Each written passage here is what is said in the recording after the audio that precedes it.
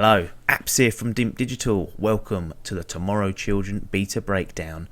I had an opportunity to play PlayStation 4 exclusive The Tomorrow Children.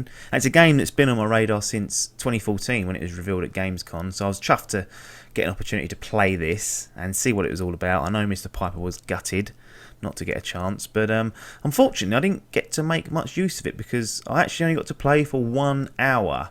And this is partly due, well, it was down to the way the beta was structured. So the beta was actually only open for select 3-hour slots over the weekend.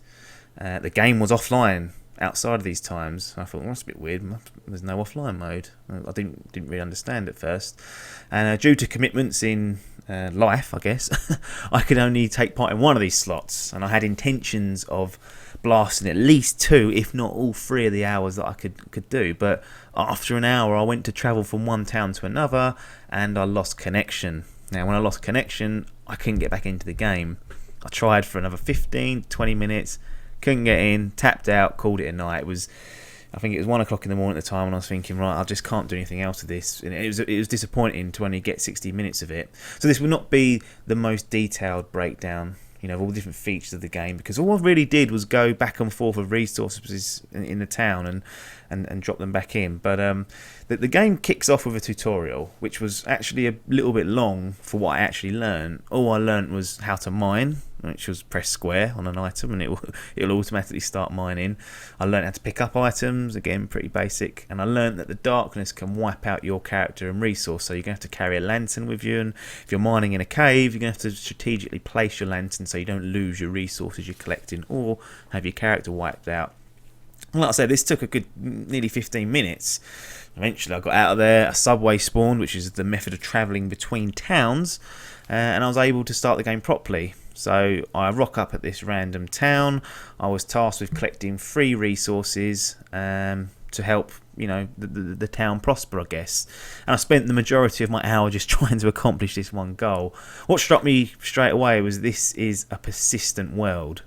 The stats were going up and down depending on what I assume what others were doing.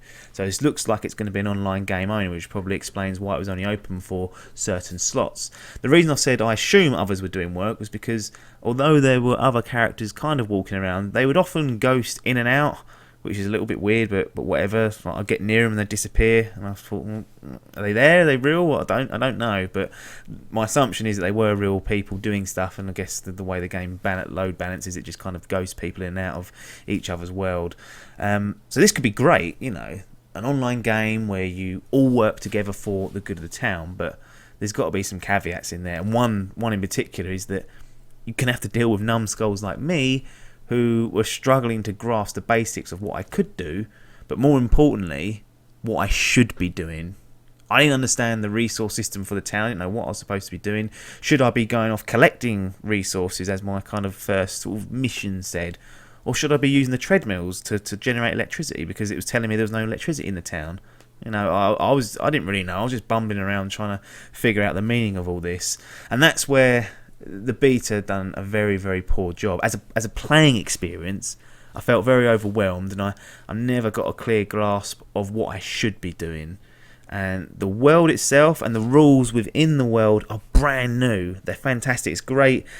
You can see there's some real imagination going into how this world works and who the characters are and how it's all set up. So with that in mind, you have to give players something easy to grasp hold of, and I'll admit I'm not the best player in the world, but I was struggling. I honestly think there should have been an offline mode that was extended outside of the slot times, so I could jump in, play with perhaps an offline town. It would put me through some scenarios. All your towns run electricity, you can do this to help you, stuff like that, just to get me through the basic hoops.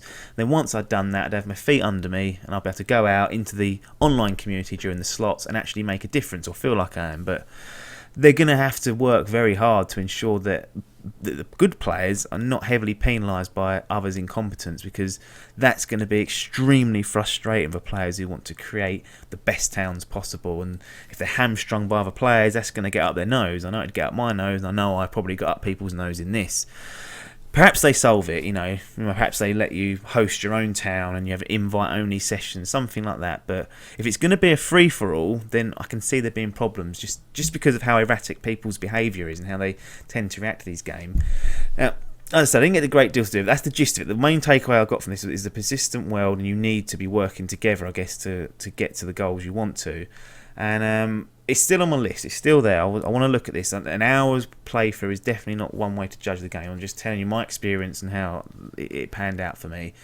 But it has kind of put a leash on my hype levels a little bit, because I can see this being quite a frustrating process for those if they can't get the cooperative community set up and running and getting people doing what they should be doing. So yeah, it was a bit of a weird one. I don't think it's the best beta. It's certainly not the best beta I've played. It wasn't the best organised, and it's certainly, for a game of that nature, I just felt there should have been more to it. Perhaps if I'd taken part in all the sessions and given up 9 hours, I would have known exactly what I was doing. But typically, because you were restricted to slots, I'm not always around in these slots, and the only one I could get was one that started at midnight, which is not ideal, but it was the only one I could get into, so I thought I better make use of it. And yeah, it was a little bit frustrating, but I'm not going to write the game off based on this. I know it's a tiny slice of what this game's got to offer, and I'm sure there's much more for it. I just hope that when there's another beta that takes place, or when the full game releases, they give you the foundation knowledge you need to understand how the game works, how the mechanics works.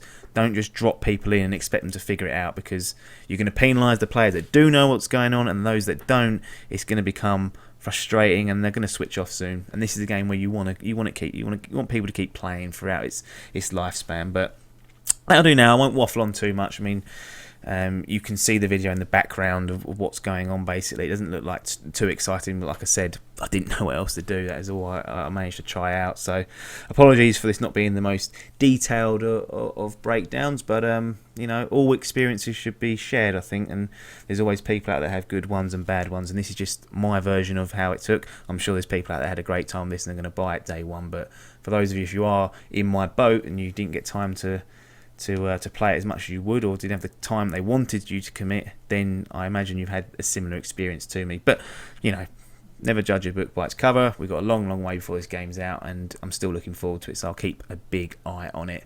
Nothing more for me to say apart from thanks for your time, and ta-da.